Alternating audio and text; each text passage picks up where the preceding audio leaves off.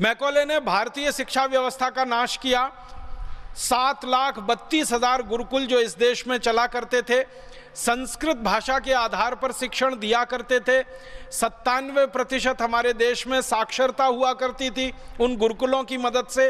Engineering पढ़ाई जाती थी, मेडिकल पढ़ाया जाता था, मैनेजमेंट पढ़ाया जाता था, धातु शास्त्र पढ़ाया जाता था, चिकित्सा शास्त्र होता था, सर्जरी पढ़ाई जाती थी। ऐसे 18 उच्च शिक्षा के विषय हुआ करते थे। इन सब विषयों में पारंगत देश भारत को मैकॉले के एक कानून ने खत्म कर दिया जिसका नाम था इंडियन एजुकेशन एक्ट। उस कानून के आधार पर संस्कृत को उन्होंने प्रतिबंध लगा दिया और संस्कृत के आधार पर पढ़ाने वाले गुरुकुलों को प्रतिबंध लगा दिया। गुरुकुलों के आचार्यों को जिंदा जला दिया, उनके घरों में उनके घरों के साथ जला दिया, हाथ पैर उनके काटे, उंगलियां काटी, भयंकर अत्याचार करके गुरुकुल बंद किए गए।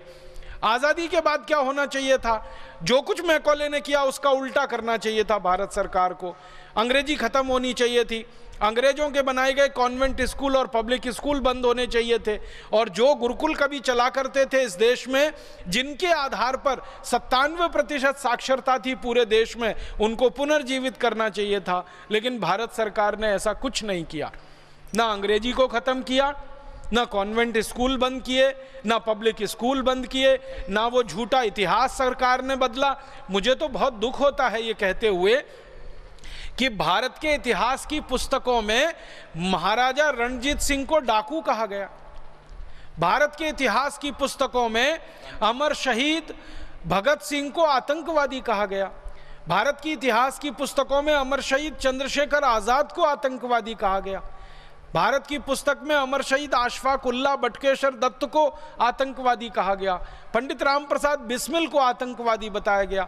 अंग्रेजों के लिए ये सब क्रांतिकारी नहीं थे, अंग्रेजों के लिए तो ये आतंकवादी थे, लेकिन भारत के लोगों के लिए तो ये क्रांति मूर्ति थे, क्रांतिकारी थे, वीर पुरुष थे, साहसी पुरुष थे, जिन्होंने हमारी आज़ादी का रास्ता हमको दिखाया। तो हमारे लिए तो वो वीर पुरुष हैं, हमारे लिए तो अनुकरणीय हैं, उनको हम आदर्श मानते हैं। लेकिन आज़ादी के बाद की किताबों में अभी भी उनके लिए आतंकवादी शब्द आता है।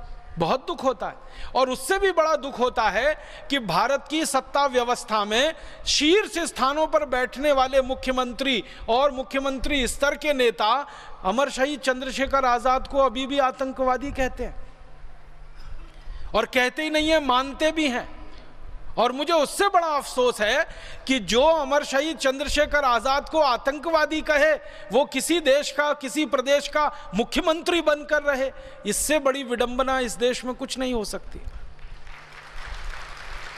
हमें तो ये होना चाहिए कि अमर शहीद चंद्रशेखर आजाद को आतंकवादी कहने वाले का हर तरह से नामो निशान मिट जाए, ऐसा इस देश में प्रयास होना चाहिए, ऐसा अभियान चलना चाहिए, बनिस्बत इसके कि अमर शहीद चंद्रशेखर आजाद को आतंकवादी कहकर गाली देने वाला मुख्यमंत्री बन जाए किसी राज्य का, और मुख्यमंत्री बनकर लूट करे पूरे राज्य के संसाधनों की।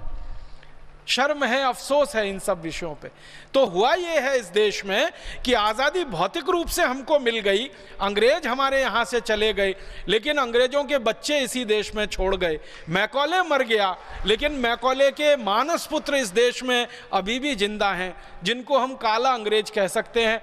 उन्होंने जब से आज़ादी के बाद इस देश की व्यवस्था को संभाला, सरकार को अपने हाथों में लिया, अंग्रेजों का बनाया हुआ और अंग्रेजों का बिगाड़ा हुआ कुछ भी इस देश में उन्होंने दुरुस्त नहीं किया।